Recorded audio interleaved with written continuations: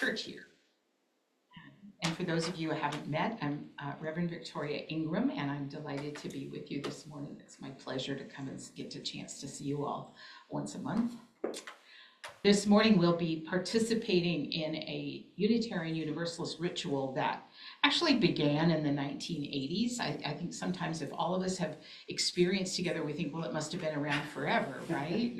It's here. But this one is actually started in the 1980s, and I'll tell you a little bit more about that in a minute.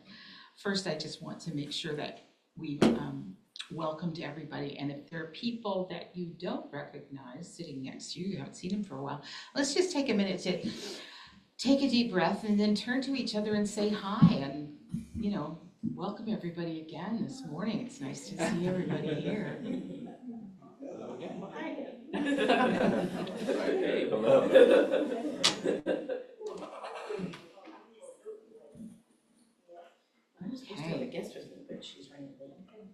We are participating today in water communion.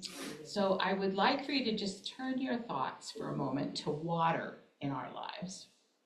I think one of the things we're hearing more and more about is how precious water is, and how as a commodity, it's not only something that's absolutely vital for our lives, but it seems to be scarcer and scarcer and harder for some people to access fresh, clear, wonderful water, and how fortunate we are to have that gift in our lives.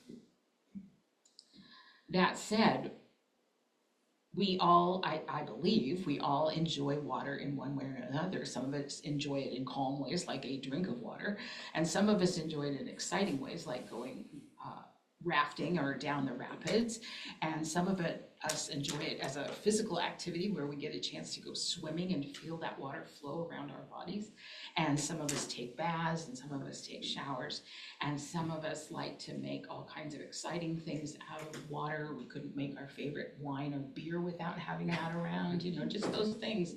And water seems to touch every part of our lives, and it's a part of our scenery too. And the people who were here before us, the Haudenosaunee and the, oops, I just forgot the other one. Anishinaabe, thank you very much. I'm going to be 70 this year, so I'm starting to play that, just like you're talking about, I'm starting to play that card of, I had a word, but I think today I'll call them something else. So I'm starting to feel that come along, and we are reminded of the stewardship and the support and the way people before us used the waters, preserved the waters, and protected the waters. And now we are the stewards of the water that we are involved with, and it is our responsibility to remember their heritage, to honor their heritage by keeping our resources safe. I'm going to light the chalice this morning, and Carrie, since you're on the end, I'm going to ask you to go up and light the chalice. And Liam, find that slide for the words we say together. First, I'm going to start with these words from Molly Hausch Gordon, learning to love this world. We gathered together this morning tenderly, like drops of dew on a leaf of grass, hopefully, like gathered raindrops in a cloud, gleefully, like water rushing in a stream to the sea, and deeply, like groundwater pulled up from a well. We gather from every direction for another year of growth and depth, another year of companionship and hope, another year of learning to love this world. We gather like the water that joins us across all creation, the water that connects us within and without, merging and flowing across the entire world. And as Carrie lights that chalice, let us say together our chalice lighting words. In this flame, we witness the power of transformation, awed again by the wonder of life. We are grateful to be invited to this living universe and inspiring community. Thanks. Now, as I said, today's water communion ritual started in the 1980s, and it rose out of the desire of two women, two ministers, who wanted to find a way to show physically and within action and, visibly, how our shared faith comes from many sources and how we are connected to one another and to the earth. And they thought, well, what's a common place where we meet in those sorts of understandings? And they decided that sharing water was probably the greatest, the most appropriate way that they could think of to allow that to happen. So it was a way of adding a bit of ourselves to the congregation, showing that we are coming together around our covenant and around our understandings, around our faith, and around our love for one another, in order for us to be a community that sometimes chugs along great and sometimes has stumbling blocks and sometimes loves each other greatly and sometimes is not quite sure why we're all in the same room, because we're human beings and that's how we show up. I mean, we just have things we are here to work together on, but our commitment is to hang in there and make it happen. And I think another thing that water and communion reminds us of with water is, water is incredibly powerful. There are so many things in life that, with a steady drip or a tiny flow, it can change the landscape. It can make a Grand Canyon. It can make another riverbed. It can clean things. So water has so many layers of meaning for us. So the two women who put this ritual together did it for a meeting of faith leaders. And they liked it so much that each of them took it back to their congregations. And then people in the congregation liked it. So they told other people about it. And wouldn't you know, here we are in the 80s. That would be amazingly 40, 45 years ago. We are doing it and imagining that everyone in the world is doing it. And it's traditionally done on this first Sunday when we come together again in September. We're going to try singing an old one. I have to say, I grew up with a great-grandmother who was very active in a very conservative church. And even though my theology has changed, my love of those old songs has not changed. So I'd like you to turn in the Teal hymnal to number 1046. There's a couple extra books around.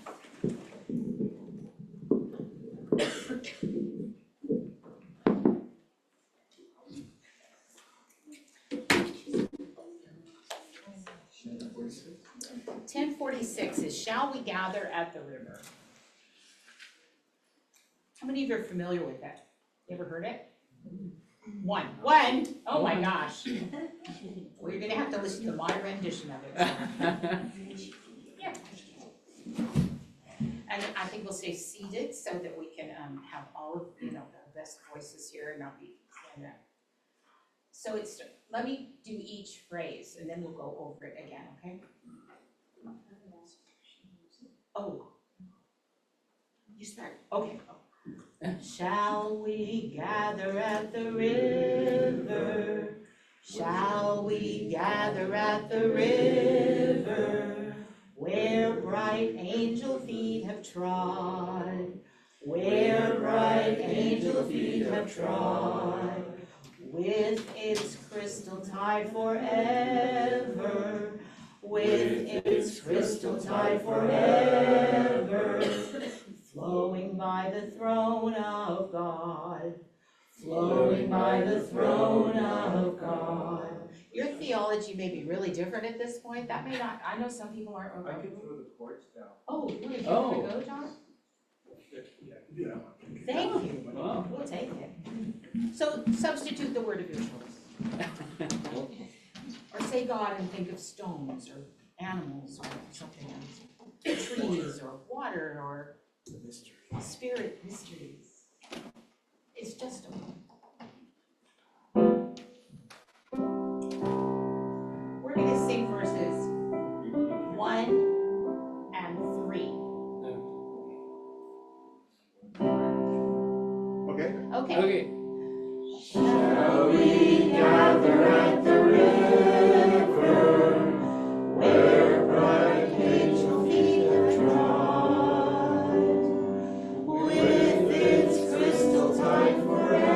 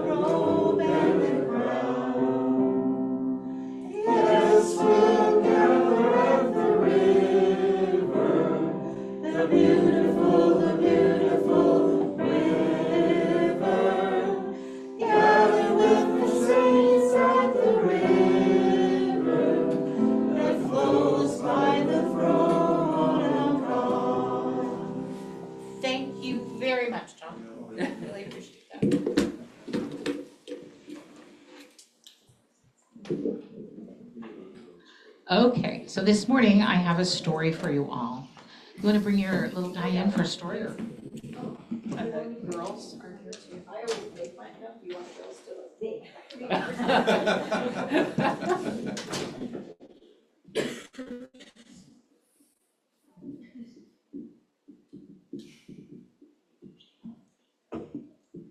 Okay, who had a great summer? Not that it's over of late. Who had an all right summer? Who would rather not talk about summer? It happens. It hits us all in different ways. And I've heard everyone complain about those days when we had such high temperatures. And some people loved it, right? Good morning, good morning, good morning. Hi. Hello, ladies. And the little guy.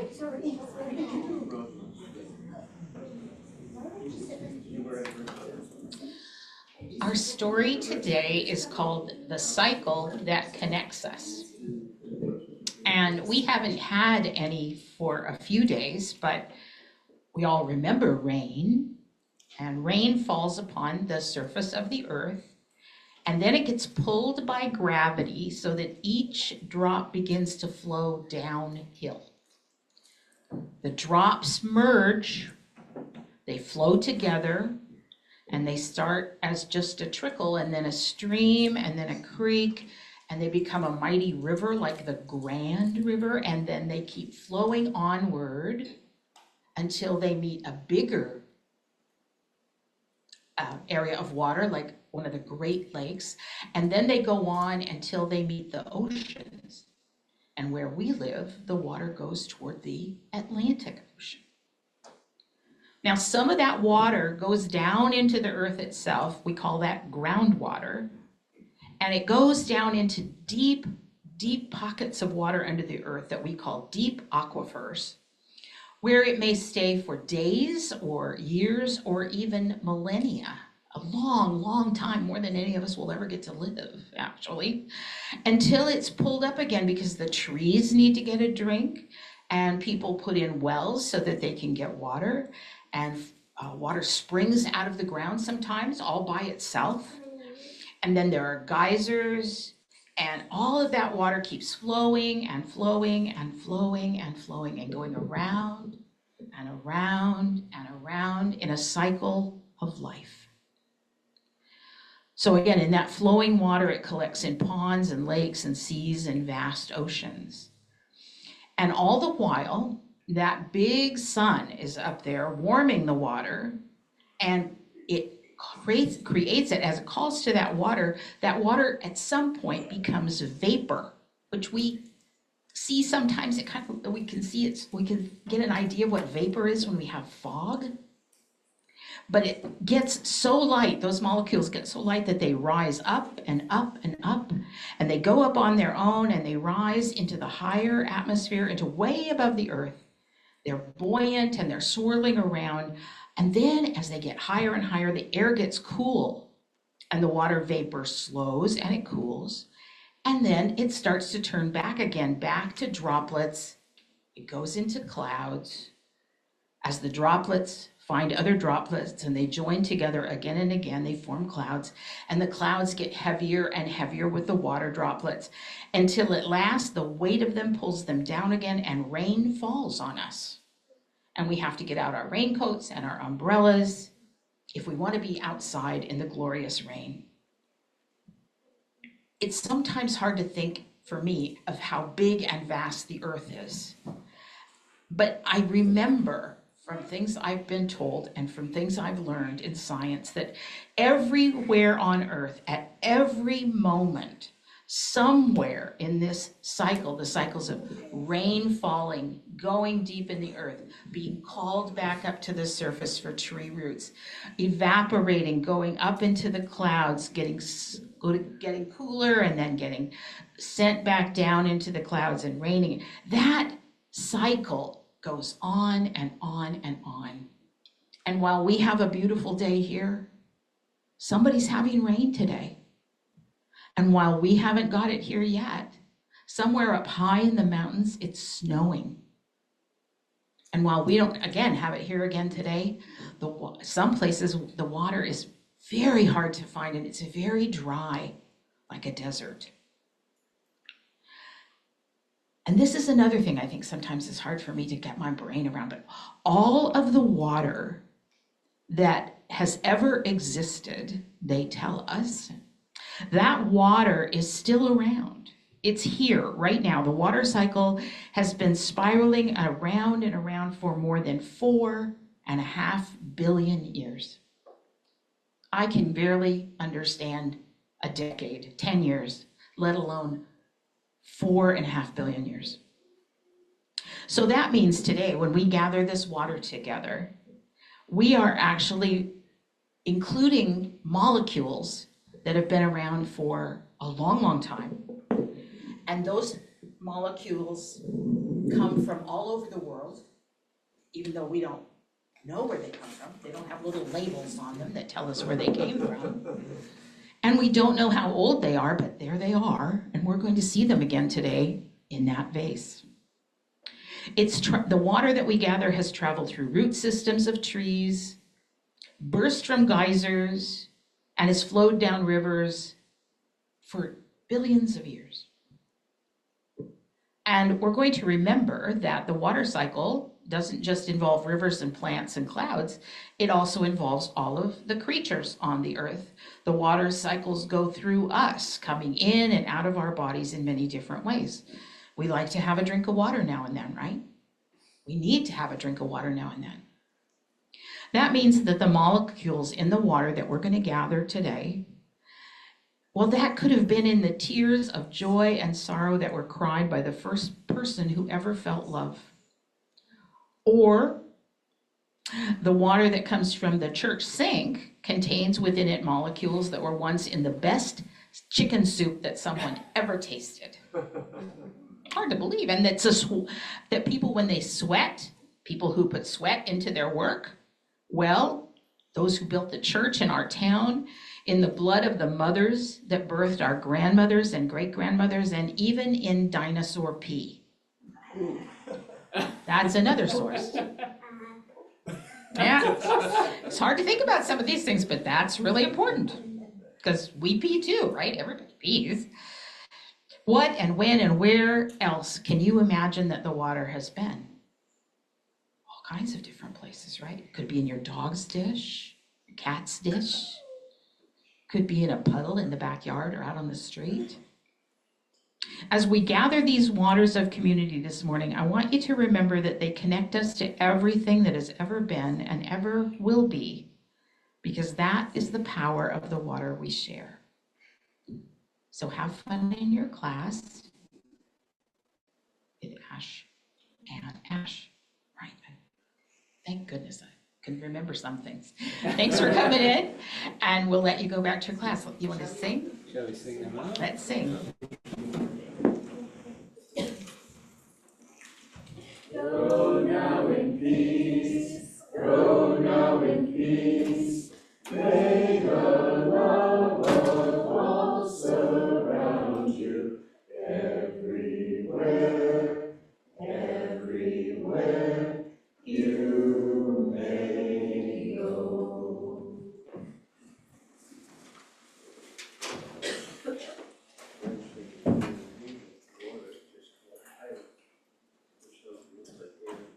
Good morning. I'd like for us to have the opportunity now to take just a couple of minutes to spend some time in quiet and reflection. Think about, in your adult mind, about that cycle of water, the strength and power of water, as I read some words to you about that kind of strength. You can take a deep breath, get comfortable.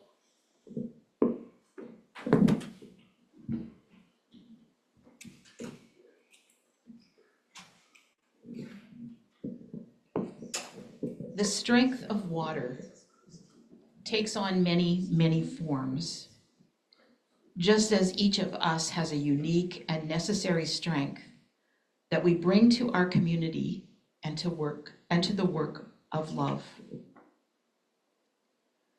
I'd like for you to take a moment now to drop down into a deep wellspring that is in your own spirit, and bathe yourself in the strength that is the groundwater of your person. Go to the place in your soul where you are most genuinely yourself at your fullest. Are you a roaring fall, wearing rock away with your sheer force of will? Are you a tiny drop of water in a crevice, breaking it open slowly and steadily? Are you buoyant like a great salt lake, practice at holding others aloft? Are you tenacious like a mountain stream, finding your way down and around every obstacle you face? Are you still and calm like the pond at daybreak, offering radiant peace by your shores? Are you in touch with hidden depths, pulling from a vast well? Do you soothe like the steam rising from a cup of tea? Do you dissolve away stubborn muck like water left in a pot to soak? Do you soften and smooth the edges like a creeping fog? Do you clear away distractions like a cleansing rain?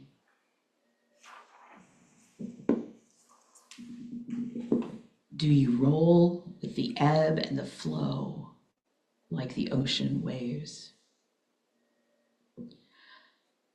In whatever way your power shows up, settle your mind upon that strength, that power that is yours.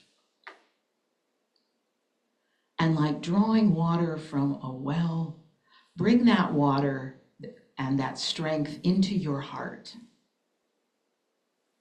Let it flood your soul.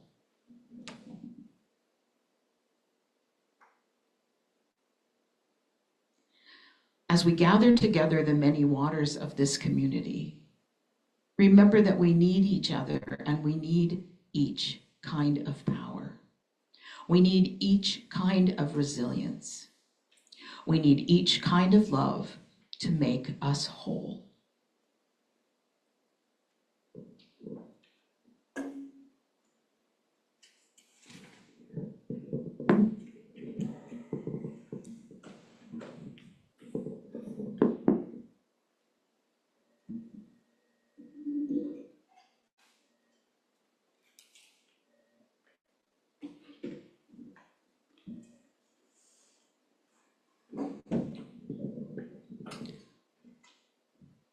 A part of each of our gatherings on Sundays is asking for each of us to contribute financial resources toward the well-being of our community, sharing our talent and our love and caring, but also our gifts of treasure.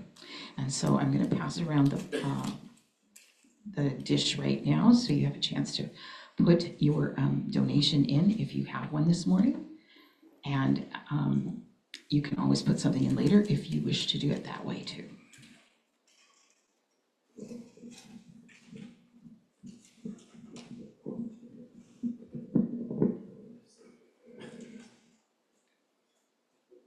You want to sing? Yeah, what's our song? From you I receive, to you I give. Together we share, and from this we live.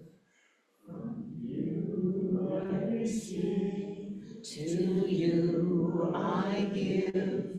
Together we share, and from this we live. Thank you. Liam, I asked you this morning to find a song that I would like for us to listen to this morning. And I understand from Shauna that it's a song that you've heard before, maybe We did it once a couple years ago. a couple years ago. So Probably out of water. probably, yeah, it's a good one for that. This is a Unitarian Universalist music group duo called Emma's Revolution. Any of you know any of your revolutionary history, you probably know who Emma is. And they are going to sing for you this morning a song called Swimming to the Other Side. It talks about our community together and how we're getting through life. Somebody else, I think it was Ram Dass, actually said, we're just here to walk each other home. Well, they say we're just here to swim to the other side. So would you play that for us, please, Liam?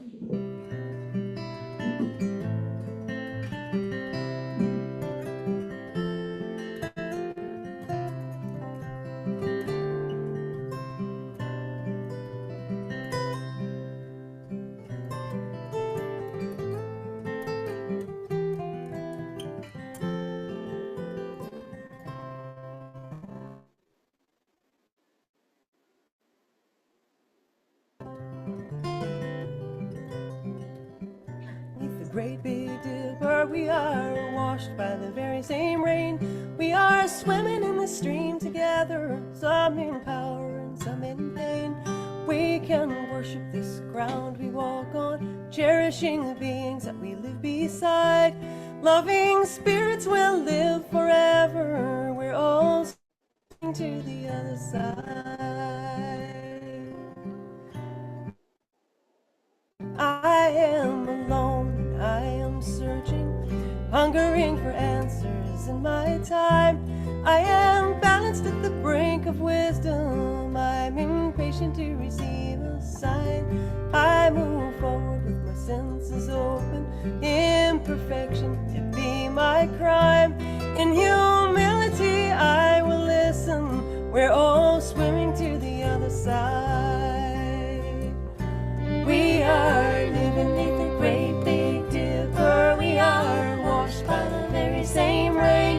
We are swimming in the stream together, some in power and some in pain. We can worship this ground we walk on, cherishing the beings that we live beside. Loving spirits will live forever, we're all swimming to the other side. On this journey through thoughts and feelings, binding intuition, my head, my heart, I am gathering the tools together, I'm preparing to do my part. All of those who've come before me band together and be my guide. Loving lessons that I will follow, we're all swimming to the other side.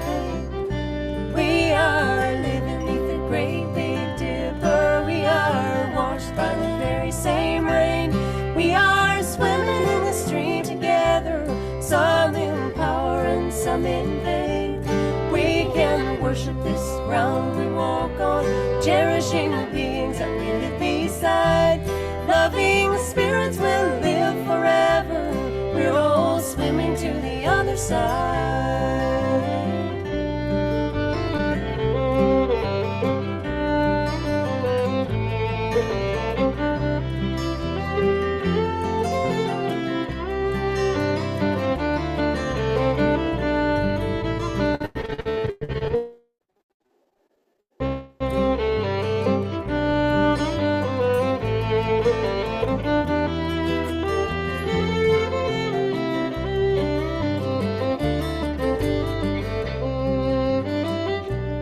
When we get there, we'll discover all of the gifts we've been given to share have been with us since life's beginning, and we never noticed they were there. We can balance at the brink of wisdom, never recognizing that we've arrived. Loving spirits will live together, we're all swimming to the other side. We are living beneath the great big dipper. We are washed by the very same rain. We are swimming in the stream together, some in power and some in pain. We can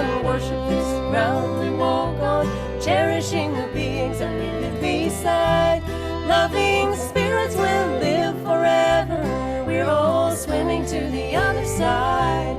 Loving spirits will live forever.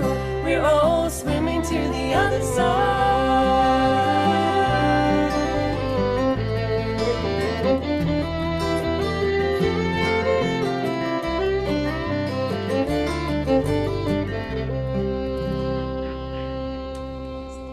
Appreciate that. Again, that message of being with one another in community, being dependent on one another. No matter how independent and strong we feel alone, how much we need one another to swim to the other side and to make it safely.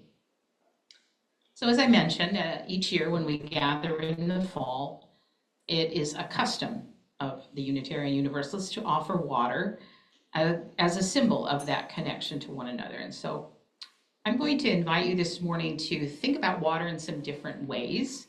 And I hope you brought water. If you did, that's lovely.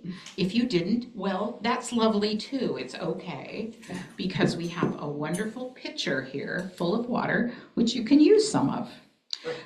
And the other thing, for those of you who are in another location, and it's going to be a little hard to pour water on your computer and have it, show up here. So don't do that, but you can use virtual water. A change in the festival and this ritual since the 1980s. You can use virtual water. Just pour it in. So when it's we're gonna, yeah, you got it. You're gonna just pour in.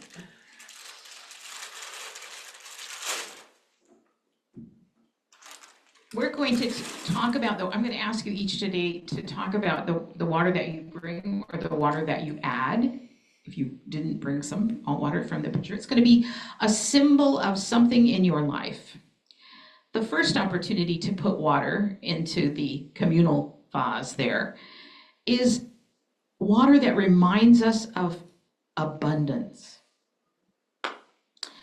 While we know people exist on a vast scale between incredibly privileged and incredibly impoverished, we know some of us are able to feed ourselves and have abundance in our homes, and others live with scarcity in our communities around the world. So this first bit of water is about a place of abundance in your life. Doesn't necessarily mean material things, but all of us, I believe, have different kinds of abundances that buoy us up and keep us going. The second offering will be for water that symbolizes either travel or movement or change. You've passed a threshold perhaps. You've gone from one place to another place, either physically or mentally, in your career, emotionally, any of those kinds of places, in travel, movement, and change. The third sharing will be about water that reminds us of life's storms. The water that rains down in our lives when we are burdened with concerns or worries, frustrations or losses. Those times when you look out and it just seems like the sky is always gray and rainy stuff is coming down, and it's like, when's the sun gonna come out for me? And the last sharing will be the water that reminds us of the well springs of our life. And by that, I mean the things that renew us, the places where we go when we need to feel connected to the earth and to ourselves again, the places that we can be where our spirit feels at rest and nurtured and encouraged. There's no right time for you to share or wrong time. You can share when you're ready. And that's one of the great things about symbols. They're always open to many interpretations. So have your own, please. We're Unitarians.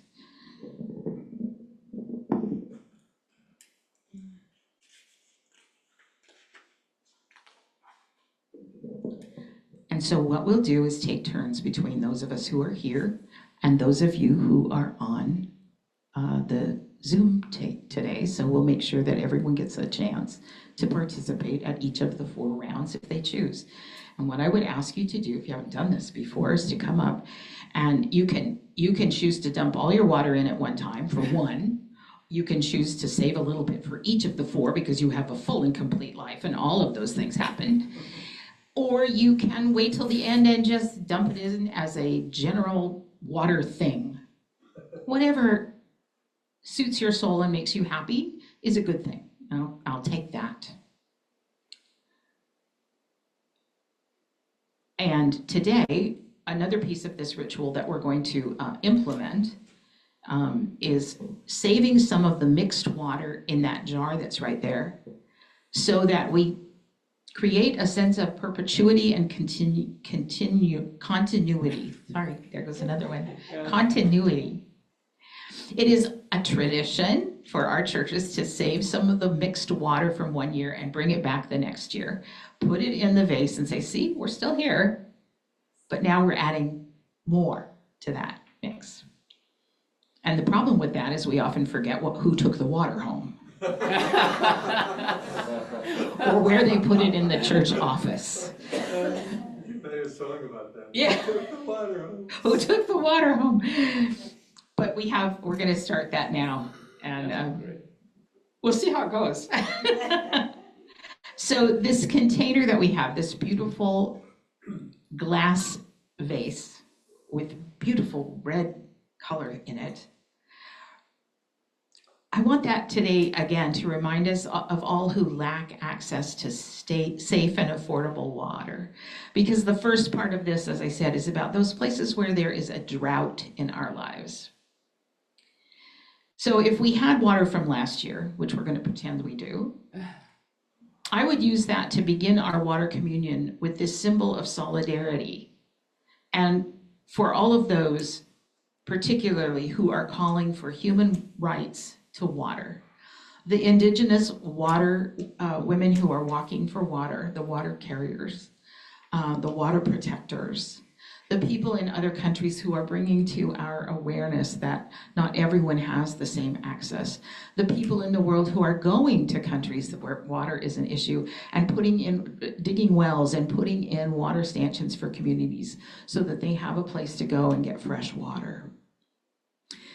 I also want to pour out some water for those who are growing the food we need. Water helps us nourish ourselves, not only for the refreshing qualities of water, but it helps to grow the crops and the livestock that we need as a part of our diet. And this summer has been tough on folks who are trying to grow crops. In some places, they are suffering from multiple year droughts. We just had a really warm and hot summer here. And you listen to what the farmers say, and they say, well, first thing that happened is we lost the blossoms to the frost. It was too cold. And then this summer, we lost a lot of our produce because it was too hot and they didn't get enough water. So think about the places in your life where there is, you have an awareness of scarcity. And at this time, I want you to bring some of your water and pour a little of your water in that communion vase.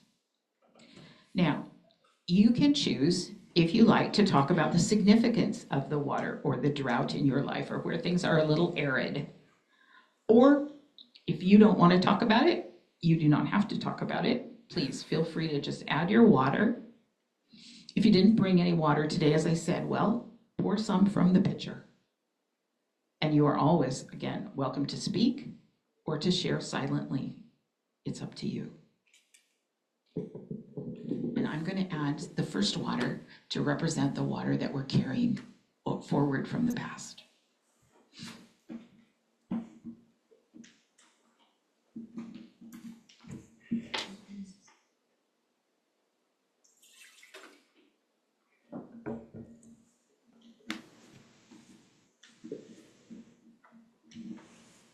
You can go when you're ready. You want to talk? Yeah. Okay. My nickname is Hans. My real name is Johannes. carefully labeled every molecule in this bottle, so it's going to take me a while to no, of course not. This is water from Clifford, Ontario. Now, I had a lot of options. I go to Boston a lot, that's why I wore the shirt. My wife lives in Boston. But lately, there's been some interesting political changes in the United States which have kind of inhibited me from going. I'm going again in October. And my wife said, oh, they won't send you to the Florida Everglades, to that place to put you in prison there, or they won't send you to El Salvador, they'll just send you to Uganda. So next year I might be in a prison in Uganda, who knows? I hope not. Why Clifford? Because my wife has given me permission to be in Guelph much more than I usually am. So I'm often not here, I'm often in Boston, where I often go to the Theodore Parker Unitarian Universalist Church in West Roxbury. Which is a long story. So this is from Clifford, Ontario, and if anybody ever wants to ask me why the heck Clifford, I'll definitely tell you. I want to do it right away because I've been drinking it while I've been sitting here, so I hope it's not good. And all those 4 labels, which I can't even remember, could apply. Could apply. You're it? We're good. We're good. Oh, I guess I'm on. Wanna go next? Oh.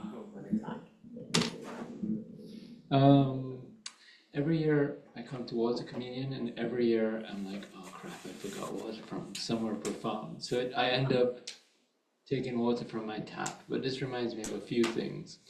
The first is hard water, which I had no concept of before I came to Guelph. I grew up in Jamaica, where the water is beautifully soft and you just drink it from the tap. And then actually, there's been a few water changes, but I also was in Brampton, where you just drink water that comes from the lake. And then I came and found out about hard water, which, has been interesting, how it destroys pipes and doesn't taste great according to some people. Although I have heard from some people that it preserves people in this area to grand old ages. So the first is this water reminds me of my new home. The second reminder, this, I don't remember all 4 things, but the second thing this reminds me of is my travels this summer and learning the very hard way how to footprint a tent, which I didn't do right. So on my first night camping, we were flooded out because you're not supposed to let the tarp go past the tent, right? Yeah, so hard lessons there. And the last thing I would say more profoundly is when times are difficult, this water symbolizes the help that is there in this community for me, and has in this community and the wider CUC when there have been things that I need assistance with, and in this congregation. So for all those things, well, not the taste of the hard water, but for all these things, I am really grateful, and I'm really reminded of that in this water. Oh, I guess that was all of it.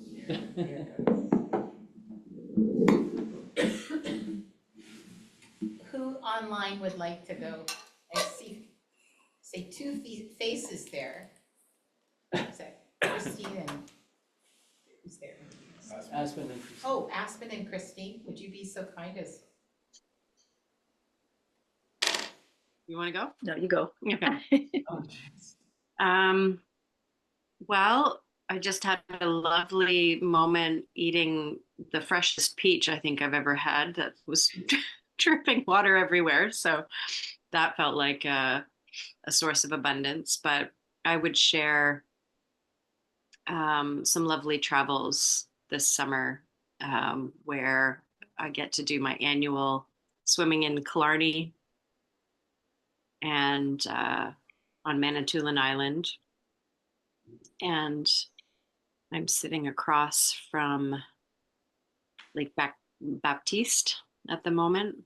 So just feeling enormous gratitude for the soothing and the rest that brings into my life. Yeah, and I think what I would say, I tapped into the transition category pretty big because we moved July 30th, we moved from Water Street in Guelph to Mont Street, which is a community, a co-housing community called Watershed. So lots of water relatedness there. And so that was a big transition for us. We're still drinking Guelph water though, so it's all good. Thank you.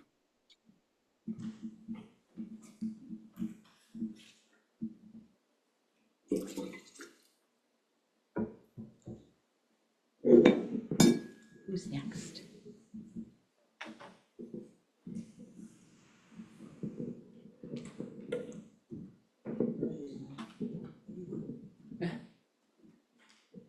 I've worked in India twice as a volunteer and most recently as a volunteer in Kenya. I've seen what it means for people if there's no water to wash your hands, no water to drink, no water to wash wounds.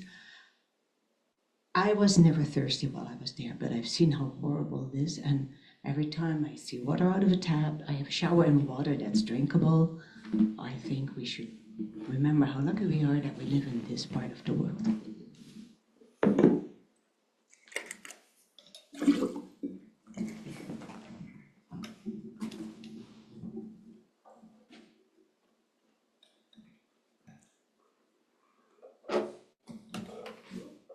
Time to go?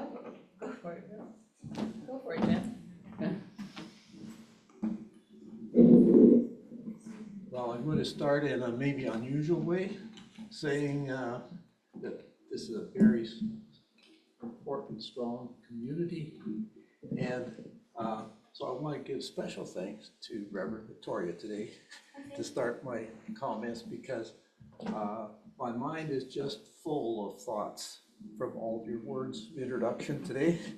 And so it's kind of spinning, so I don't know if I can say anything coherent, but my mind is racing with all kinds of thoughts about the community and our shared water resources. So I'll have a little go at saying a few things, if I take that time. So first, I guess I'd like to remember a United Church minister who fits in with your universalism and looking at different perspectives. But we just lost a friend, a United Church minister in Ottawa, who was a very active member of the group I was in Aurora, which was called Save Our Water, which was affiliated with Water Watchers. And so she was one of many of us who kind of worked tirelessly to preserve water rights for the local citizens versus turning water into a commodity. Now, a little bit of a political plug here is that we do have a government that wants to free up access to water and commercialize it.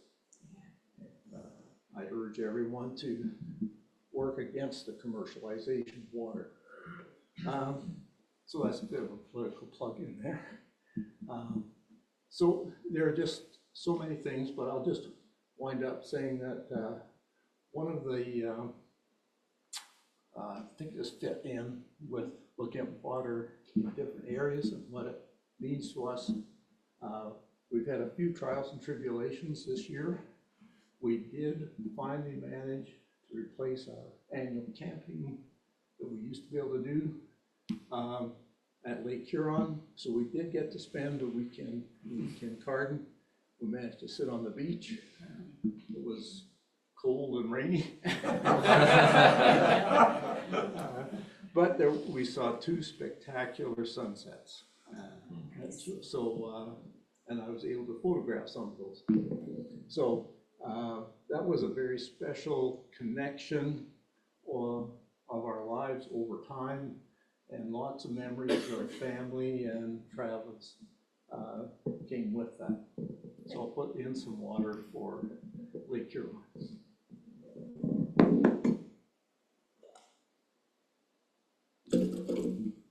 Thank you. Is that Jeanette? Amanda, sorry. That's okay. Can you hear me? Oh, Yes. okay. Yes, so my water is the water I am so grateful for that comes out of my tap and gives me the wonderful coffee in the morning. I've had with my mom passing, a change in financial status, and it looked like might have to move. And it looks like not so much now. So this summer, my house water was incredibly important. Uh, I took it for granted all these years, and I'm just so grateful.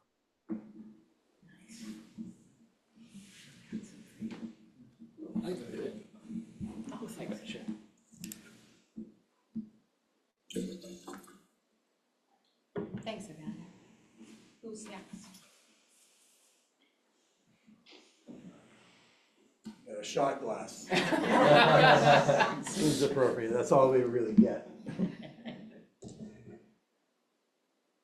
Nice shot. Yeah. It's kind of like communion too, right? It's the same thing, right? So, and the abundance, thank you for the abundance idea, because I think that's good. It's a gratitude thing. It's good to reflect on as part of this. So we had a good summer. My son and his girlfriend were staying with us for the summer, so it was that felt like abundance, and getting to know his girlfriend was a great experience too, because she enlivened our house a lot. And we also had a trip to Alberta to visit with my sister's kids and my sister-in-law there, and my sister's kids. So it was a grand. That was very much a feeling of abundance as well. So there's a little bit of that. The Battle River watershed in Alberta, close to Hudson's Bay, and then later I got to visit Winnipeg for a conference, and also visit with some relatives there, and to visit with my ancestors as well. So my grandparents, my dad, and my great-grandparents, and great couple of them too, in graveyards along the Red River, which is actually it's an interesting experience to commune with your ancestors. So there's a little bit in the red. And I had another experience in Manitoba, going out to farm. I do a fair number of, I spend time with grain and oilseed farmers now and then. And Manitoba's in a really interesting position because they often have too much water or too little water. And I had both of that this year. So it's interesting to reflect on that. Thank you. Is anybody else online ready to go? Maureen, can we add some water for you? Sure. You can add some tap water for me in gratitude, and also just I wanted to think of water in terms of how essential it is in both helping to prevent things like forest fires and to help fight forest fires, and thinking of all the people and wild and domestic animals affected by all the fires this season and how essential water is. Thanks, Maureen. How about Monica? Are you there? You want us to put some water in for you, Monica? Oh, there's a message. I'll be Monica for a second. Okay. Hi folks, my mic isn't working, but very thankful to be here and sharing water from my new space in Guelph.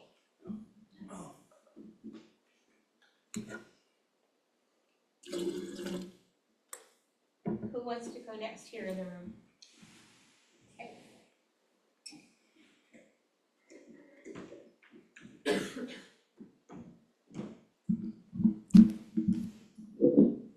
This water is actually from Southampton. We spend a lot of time there this summer. I've never seen the most beautiful sunsets in my life, sitting on the beach and just watching the sunset. anyhow, it always brings back lovely, memorable memories, and that's what it's all about. And a big part of my summer that I look forward to is spending time in Southampton.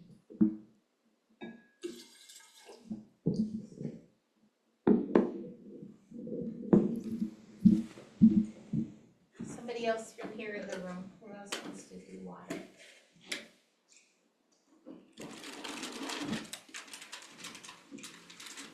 It's Mel who wants to do water.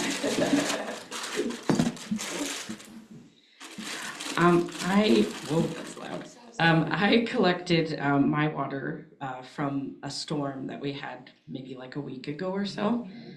And I know that storms are kind of symbolic of like inner turmoil and things like that, but I always find a lot of peace in storms.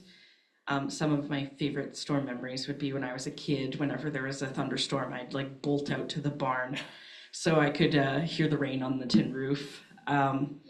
And although this is rainwater, another one of my fond storm memories was the winter storm that we had, the really bad one. I happened to get snowed in with my girlfriend all weekend, who I'm very grateful joined me today. Welcome, glad you're here. If I can get it open. Hey!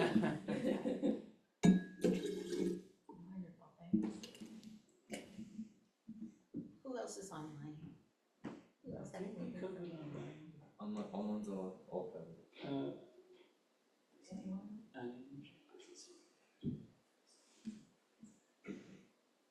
Anybody else online who wants to have water put in for you, please let us know.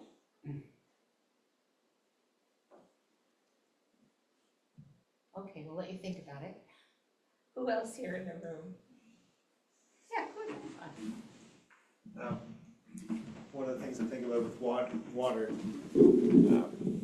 when my children were young, about Shauna's age, we would. My own children. Yeah, when my children were that age. Okay. When my children were your children's age. Okay. We discovered this little campground in Algonquin called Pog Lake. I don't know if anybody, it's got this like ridiculous little name, Pog, whatever. But we'd go there year after year, and it became a campground where we managed to be able to get a site back up off the water enough that you could see the sunset still. Like we were like maybe through 500 feet back from the water, and there's a bunch of sites between it. You could sort of see the water, and it was off in the west, like right from our campsite. And then we'd be spending a lot of time just at the water, and our kids would be playing in the beach, or we'd go for swimming. And those are really good memories of it. It was just easy parenting, because the kids just play and we just built fire. Like it was my obligation every day that I built a fire, and we make pancakes every day. And we drink coffee, camp coffee, and it was just, that water is life was easy in those days.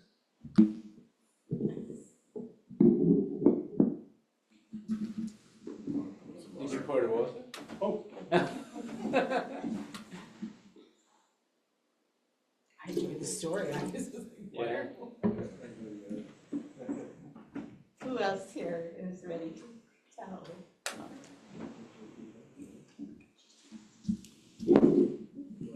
Hi, I'm Shauna. We had a couple swims in Georgian Bay this summer. My folks live in Owen Sound, that's where I grew up. And it was just glorious to just be able to get into that crystal clear water and also not have to pay. We just go to a public beach and just get right in. So the kids really love that, and they're excited about their swimming skills improving.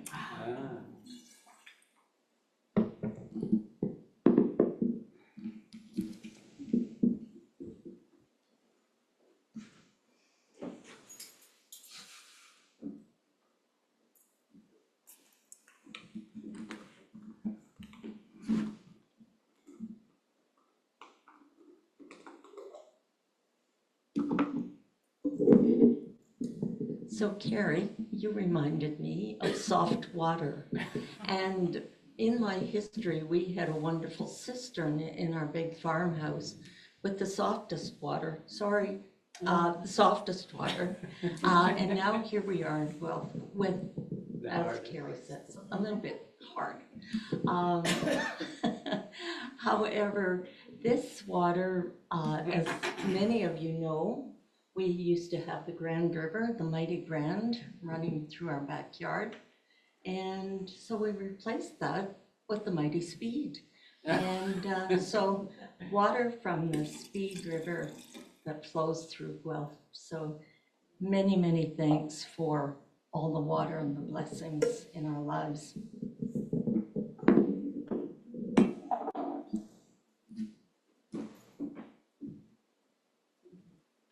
Anyone else online? Just one chance more here. Anybody else in the room?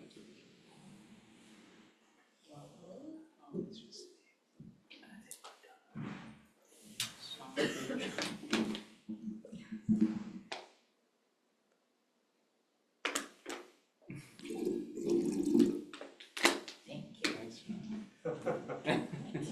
The Zen of water. Water can have that effect too. Anybody else? Save my hair last. Okay. This water came from my dog's dish.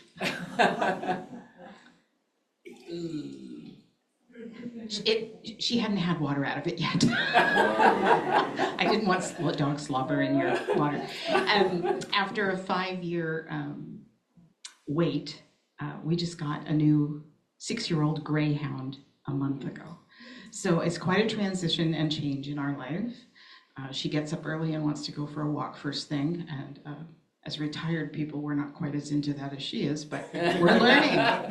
So that's the water from her dish. Her name is Sophie. Sophie. Anyone else?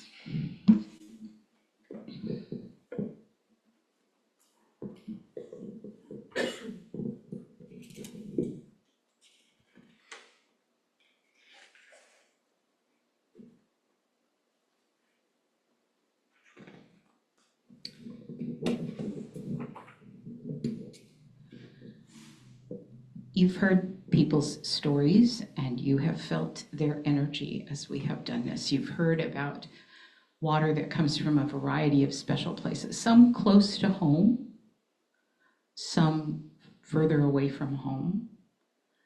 And all of that water is now here and collected, as are our bodies and souls and minds.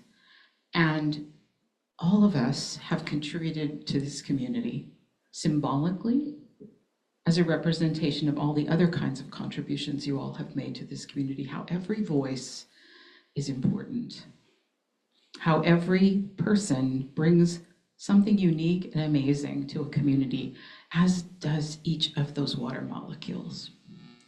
So let's bless this water, and I'll use these words.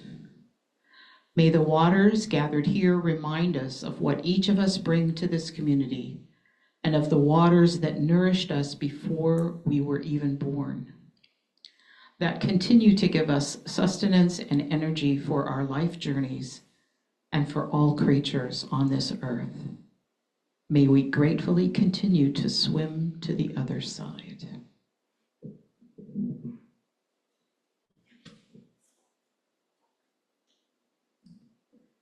We're going to close now.